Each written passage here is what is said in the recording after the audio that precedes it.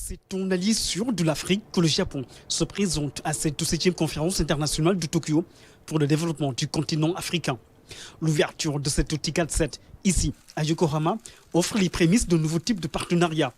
Un partenariat qui s'articule autour de l'accroissement du volume des investissements en Afrique.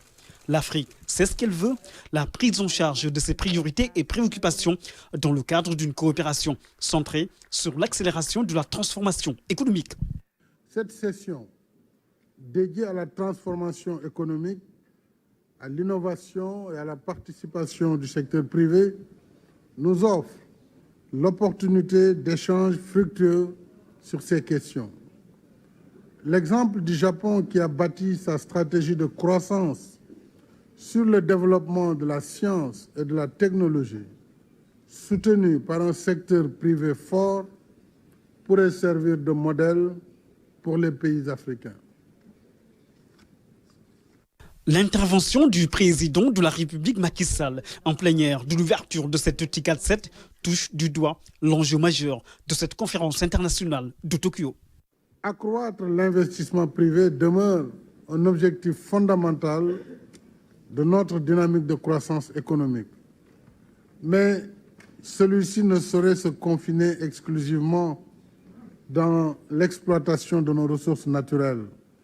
Nous devons créer de la richesse et promouvoir l'emploi des jeunes. Améliorer le climat des affaires grâce à l'innovation et à la participation du secteur privé. C'est l'option d'un partenariat qui met en lumière une nouvelle approche qui consiste à financer des projets prioritaires avec un impact réel sur le vécu des populations. Le Sénégal trace la voie. Le gouvernement du Sénégal a mis en place des zones économiques spéciales et des plateformes industrielles pour refléter le développement des chaînes de valeur intégrées en vue de réussir la diversification des exportations. C'est au leader d'Afrique que le président Macky Sall s'est adressé à ses pairs chefs d'État et aux dirigeants japonais.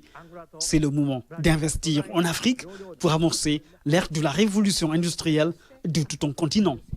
Il convient particulièrement de reconsidérer la perception exagérée du risque d'investissement en Afrique, surtout lorsqu'il s'agit de promouvoir l'intervention du secteur privé. Des efforts seront consentis pour une structuration technique et financière des projets permettant de faciliter leur appropriation pour attirer davantage de capitaux privés. Dans la foulée, le président Macky Sall a eu une séance de travail avec le ministre japonais de l'économie et des finances. Plusieurs sujets de coopération ont été abordés. Il s'agit notamment de l'hydraulique, de l'agriculture, des infrastructures et de la santé.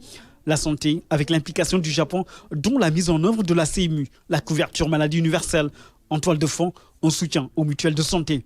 L'idée est donc de renforcer la coopération entre le Sénégal et le Japon afin de tirer profit d'un partenariat économique tourné vers un avenir prometteur.